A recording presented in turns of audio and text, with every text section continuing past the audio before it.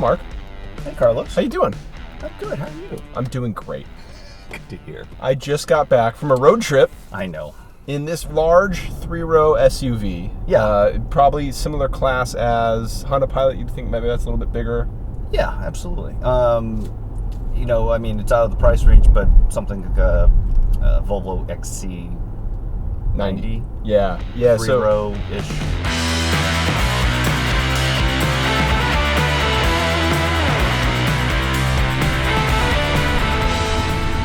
I give it really high marks for comfort. I like the seats. I like the way they're shaped.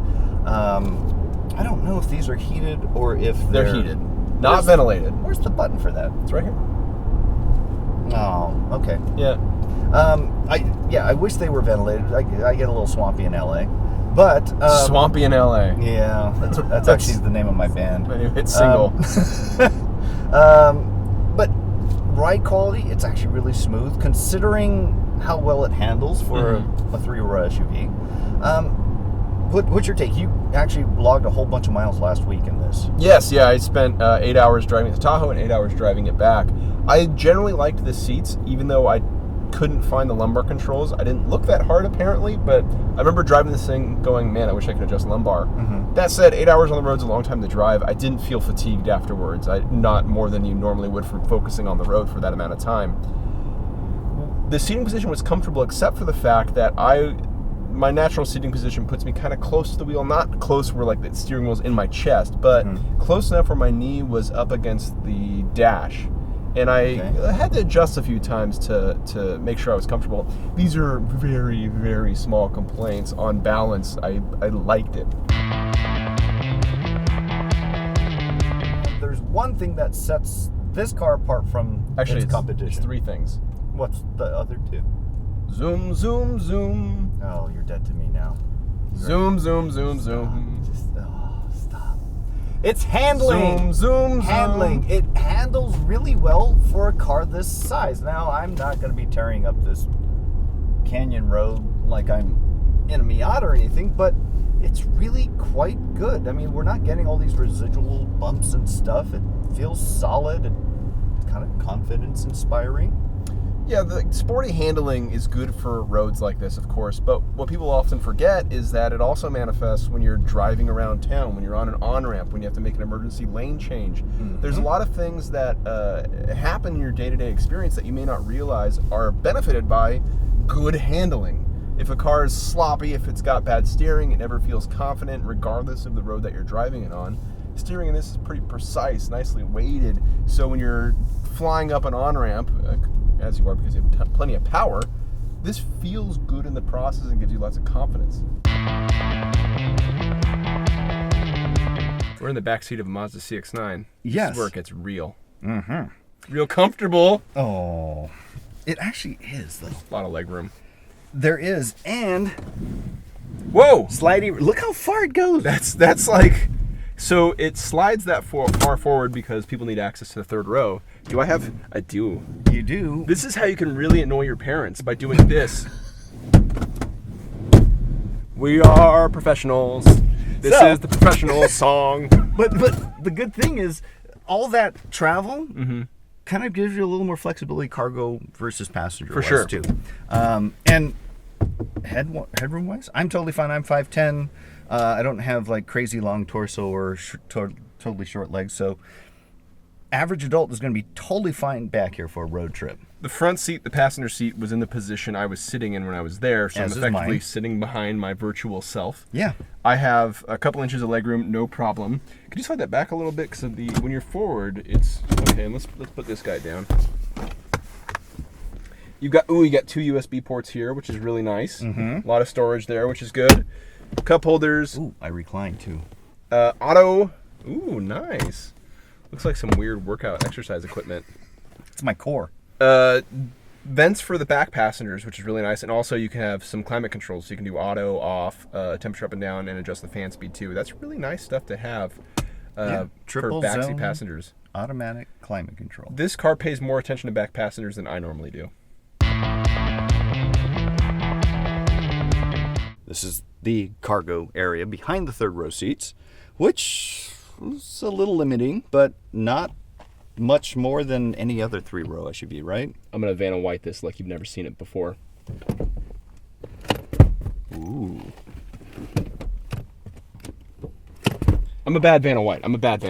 Most people probably aren't going to be using third row seats that often. It's not something, they call it for occasional use. So that's actually really good. It's a little high. There's not a whole lot of vertical space, but let's see. Is there anything under here that's, yeah. Another spot for smaller, flatter stuff. A laptop bag like this. Look at that. It's out of sight now. Load height could be better. Like might get like a CRV comes to mind because this is you could drop this in a CRV, but you still have plenty of space. So when I went to Sacramento, I picked up a rolling toolbox. Mm-hmm. So it's yay tall, and I was able to fit it in here no problem because the second row. Go on. Oh, I did it wrong. Almost folds completely flat. And you can do that. It goes all the way forward too. Not bad, Mazda.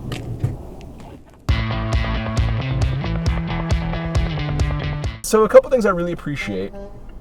First thing I noticed specifically out of this thing is the way they've tuned the engine. Mm-hmm.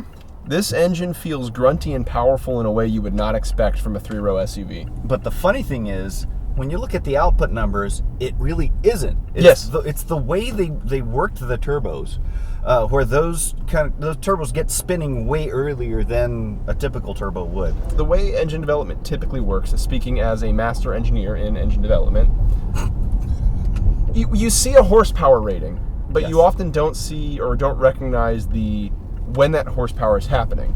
And it typically happens at an engine speed that is way higher than you will ever get during your commute, like 6,000 RPM. What they've done with this vehicle, it's very smart, is they've optimized the power to happen at the low part of the power band. So between 1,000 to 4,000 RPM, where the engine's typically at when you're driving to work, that's when this engine is working the hardest and producing the most power. And the effect is when you roll onto that gas pedal, you feel this immediate surge. It's got a little punch off the line. Like it's a diesel, not like it's an electric car, but closer to that sense of acceleration than you'd otherwise get from a gasoline turbocharged engine. And I love it. I love that responsiveness. And a lot of other cars have this throttle tip-in or this slight hesitation right off the line. That kind of bothers me, but I also realize that most people driving a 3-row SUV don't need that kind of response. Absolutely. They're not sportily inclined. That's a real world. Sportily inclined? Yeah. Yes. Yeah. So I'm going to hit sport mode and see what happens. Like you expect from your large 3-row SUV. Yes. A sport mode. I'm not feeling that much of a difference. I'm feeling pretty sporty right now. So I'm guessing that this doesn't have adaptive dampers, so that isn't going to affect the ride quality. Mm-hmm. But it will affect how it shifts, how late it stays in gears, and probably the responsiveness of the throttle, and maybe a little bit of steering effort or something. Who knows? Do you care? I don't care about... I care about steering effort, but if it's not a really tiny sports car, I don't really care so much about steering feel. When I saw that sport dial, I just thought, why? Oh, yeah. Why? Yeah, it doesn't make too much sense for this. It's this car in its key-up settings without sport mode or anything feels punchy enough, feels responsive enough that the sport dial just felt like, oh, why'd you do that? Is that necessary? Yeah, is this really well, but it is staying in gear longer. I mean, it's revving past 3,000 there. Yeah. But yeah, how many drivers outside of our staff or any other kind of automotive journalist staff really need a sport button? I don't plan on taking this to a cribby road, engaging sport mode, and trying to set a lap record.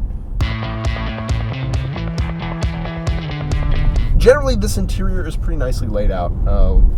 Like from my experience, physical controls feel good, are laid out in a place that makes sense. Mm-hmm. There's nothing that you kind of slap your forehead and go like, why did you do this?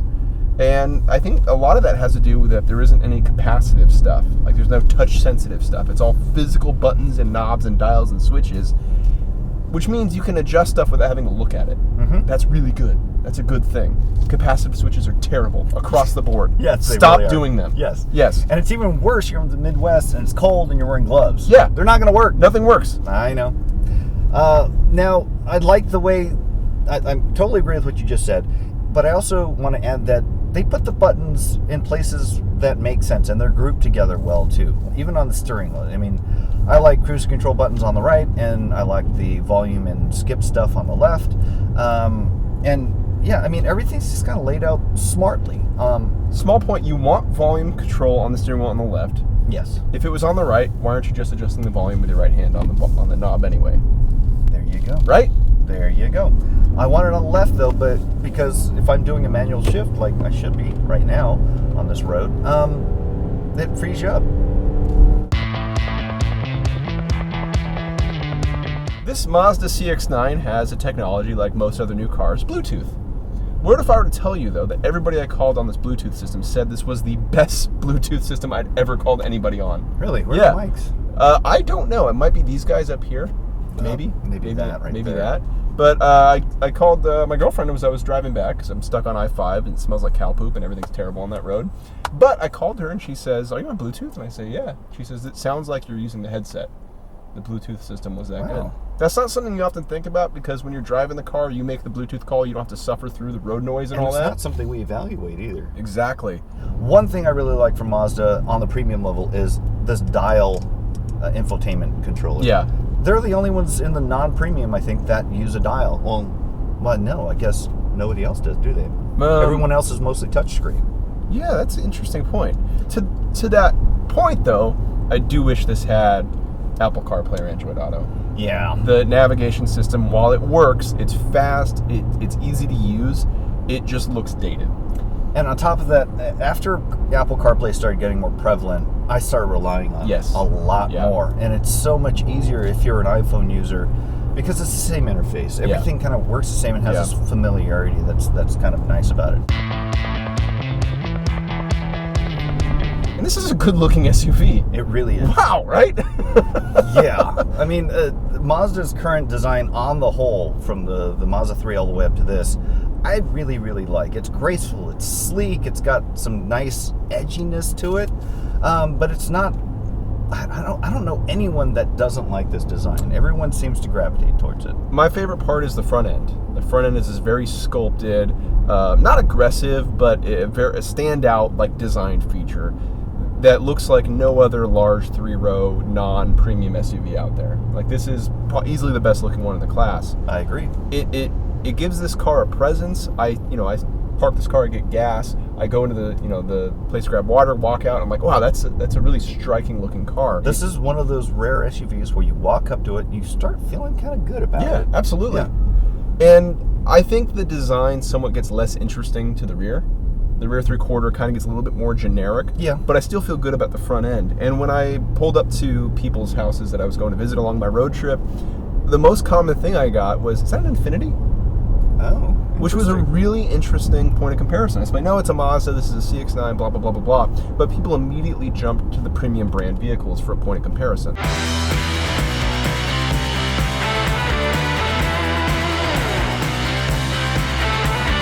If you want to see more on the CX-9 or any of its competition, hit subscribe. We've got a ton of videos, seriously.